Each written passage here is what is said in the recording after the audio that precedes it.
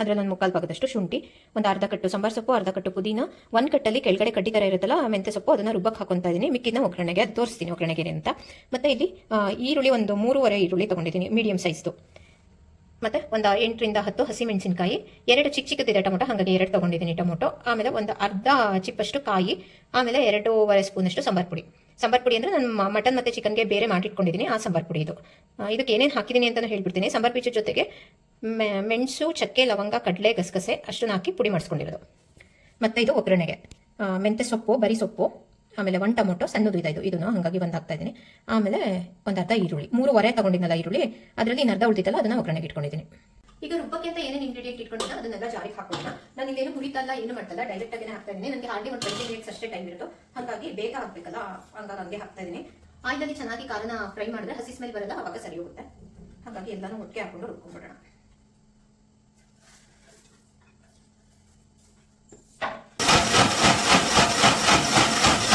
ಏನಾದ್ರು ನೋಡ್ತಾ ಇದ್ದೀನಿ ಚಿಕನ್ಗೆ ಇದು ಚಪಾತಿ ಬೇಕಾ, ರೈಸ್ ಬೇಕಾ?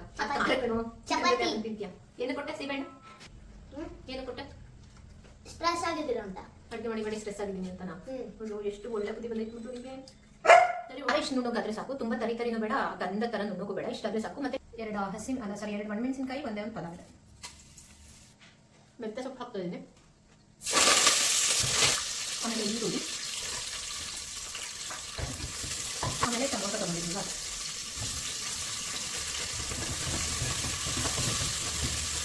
ಪಲಾವೆಲ್ಲ ಒಣಮೆಣಸಿನಕಾಯಿ, ಮೆಂತೆ ಸೊಪ್ಪು, ಈರುಳ್ಳಿ, ಟೊಮೊಟೊ ಒಗ್ಗರಣೆ ಹಾಕಿದ್ದೀನಿ. ಟೊಮೊಟೊ ಮೆತ್ತಗಾದ ತಕ್ಷಣ ಖಾರ ಹಾಕೋಣ. ಅದಕ್ಕೆ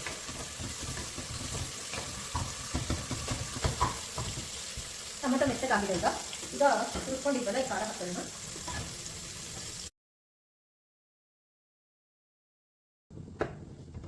ಇವಾಗ ಖಾರ ಹಾಕಿದ್ದೀನಿ. ಈ ಖಾರ ಸ್ವಲ್ಪ ಚೆನ್ನಾಗಿ ಬೇಯಿಸ್ಕೋಬೇಕು, ಯಾಕೆಂದ್ರೆ ನಾವೆಲ್ಲ ಹಸಿನೇ ಹಾಕೊಂಡಿರೋದು, ಉರ್ದಿಲ್ಲ ಯಾವ್ದನ್ನು. ಹಾಗಾಗಿ ಹಸಿ ಸ್ಮೆಲ್ ಎಲ್ಲ ಹೋಗಿ ಅದು ಎಣ್ಣೆ ಬಿಡೋವರೆಗೂ ಬೇಯಿಸ್ಕೋಬೇಕು ಚೆನ್ನಾಗಿ. ಆಮೇಲೆ ಚಿಕನ್ ಹಾಕೊಂಡು ಲಿಡ್ ಕ್ಲೋಸ್ ಮಾಡಿದ್ರೆ ಆಯ್ತು.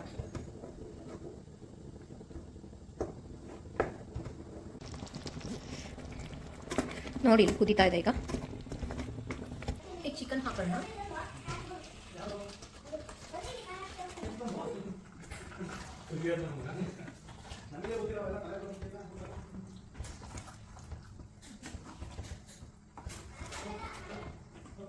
ಈಗ ಚಿಕನ್ಗೆ ಚೆನ್ನಾಗಿ ಆ ಖಾರ ಎಲ್ಲ ಇಟ್ಕೊಳ್ಳೋ ತರ ಒಂದು 2-3 ನಿಮಿಷ ಈ ತರ ಫ್ರೈ ಮಾಡ್ಕೊಂಡ್ಬಿಟ್ಟು ಆಮೇಲೆ ಲಿಡ್ ಕ್ಲೋಸ್ ಮಾಡಿ 2 ರಿಂದ 3 ವಿಷಲ್ ಕೂಗಿಸ್ಕೊಂಡ್ರೆ ಸಾಂಬಾರ್ ರೆಡಿ ಆಗುತ್ತೆ. ನಾನು ಸ್ವಲ್ಪ ಗ್ರೇವಿ ತರನೇ ಮಾಡ್ಕೊಂಡಿದ್ದೆ, ಚಪಾತಿಗೆ ಬೇಕು ಅಂತ. ನೀವು ರೈಸಿಗೆ, ಮುದ್ದೆಗೆ ಏನಾದ್ರು ಆದ್ರೆ ಸ್ವಲ್ಪ ತೆಳ್ಳಗೂ ಮಾಡ್ಕೋಬಹುದು. ನಾನು ಫುಲ್